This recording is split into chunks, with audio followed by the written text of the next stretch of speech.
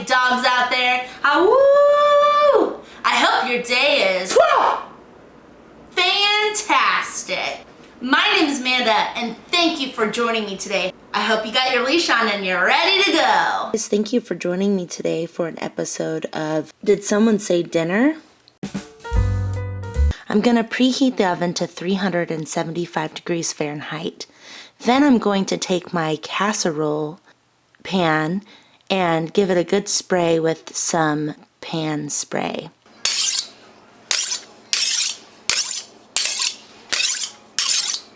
Then I'm going to chop up these peppers. What I like to do when I'm making dinner is go through my fridge and see what I have and what is starting to go bad.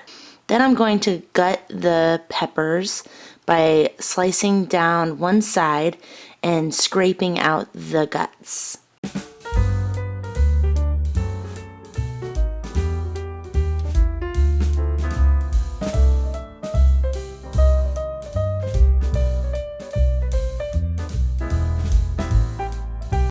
Then I'm going to go ahead and give these a dice.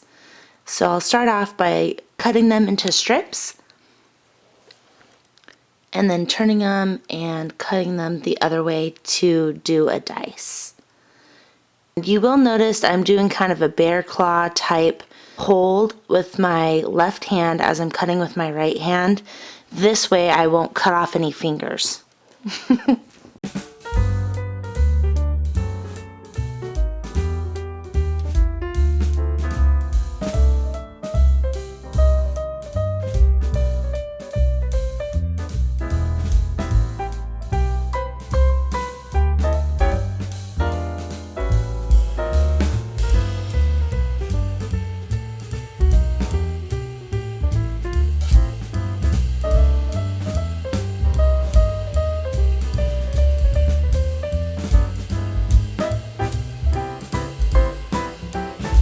Then I'm going to take my half onion, peel it the rest of the way, and also dice that by cutting in one direction and turning it around and slicing in the other direction.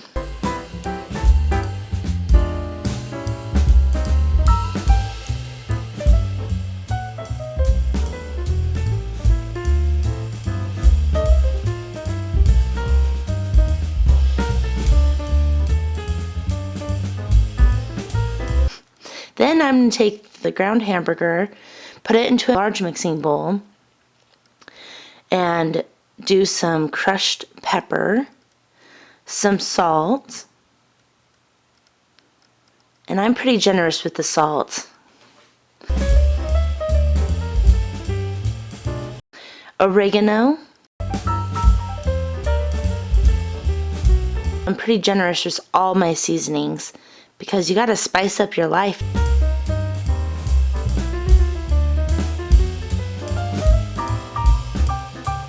Some cilantro, some garlic powder,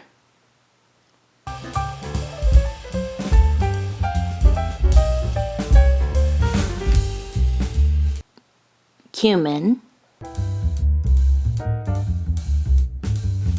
some basil,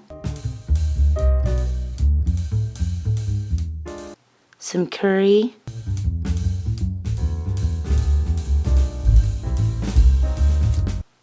some chili powder, and I just add those. I just eyeball everything.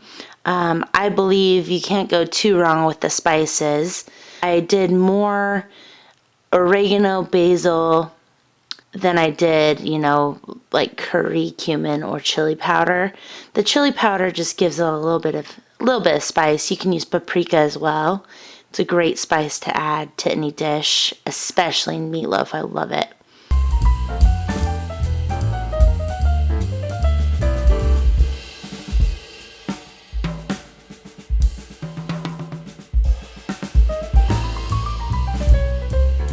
But I just kind of eyeballed everything until I thought it looked really delicious. I basically covered the entire protein.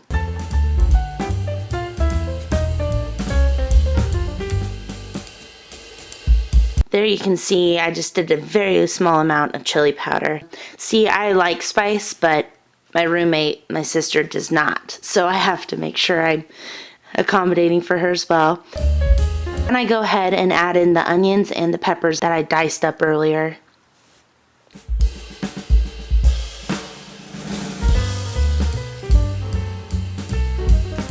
Then I'm going to go ahead and add some minced garlic.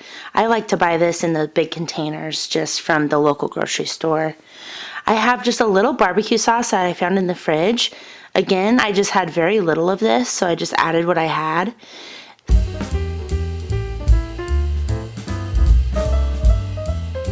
Some ketchup.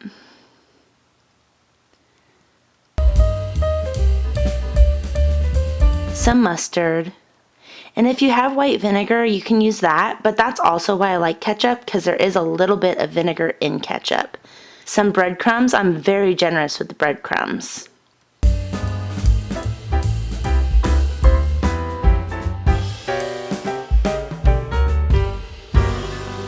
And then an egg.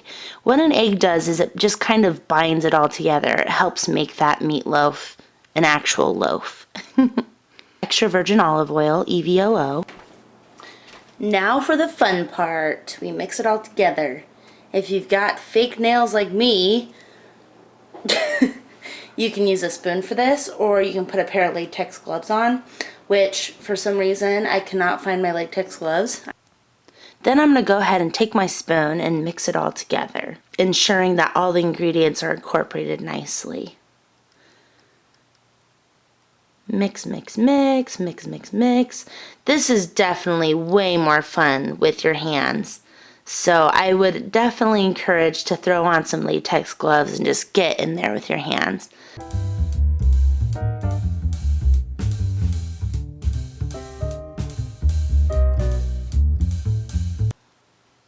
And then I'm going to add just a little bit of brown sugar. This is much easier to mix with your hands. As Rachel would say, just jump right in, get dirty. It's supposed to be fun. It's starting to look a little more like meatloaf consistency. If you don't have barbecue sauce, you can use ketchup, brown sugar mixture, or even a little molasses goes a long way. Ketchup's really going to give it a lot of acid to it, so it'll be pretty acidic. So just keep that in mind. That's why you like to balance it out with your brown sugar. It's sweet. Acid with the sweet, so yummy. Gives you that perfect tang. See, I like the meatloaf just slightly on the moist side. That way, in the oven, it doesn't get too dried out. I think that's looking pretty dang good. I'm gonna go ahead and put it into the loaf pan now and place it into the oven. And don't forget to clean as you go. It's way easier to clean up a kitchen as you go. So once you put that meatloaf in, go ahead and throw some dishes in the dishwasher, or you'll be in the doghouse. Here's Roxy girl. She always loves when I cook. I gave her a pepperoni stick. It's one of her treats, so I never give her human food in the kitchen. And just a reminder, if you're cooking around your four-legged furry friend, your dog, just remember they can't have certain foods. Alright guys, here's a list of things that dogs cannot eat. Okay? Alcoholic beverages, apple seeds, apricot pits, avocados, cherry pits, chocolate, candy, coffee, garlic, grapes, hops, macadamia nuts, moldy foods or your compost pile, mushroom plants, mustard seeds, onion, peach pits, potato leaves and skins, raisins, rhubarb leaves, salt, caffeinated tea, tomato leaves and stems, tomatoes that are unripe or green, walnuts, xylitol, which is the artificial sweeteners, and yeast dough. Then I am going to go ahead and place my sides of green beans and beets on the stove, just on medium heat to warm up. And I'm going to go ahead and prep my salad in the mixing bowl and put some Parmesan cheese on there. And look at that, the end result looks so delicious. Thank you so much for joining us today on the episode. I hope to see you next time.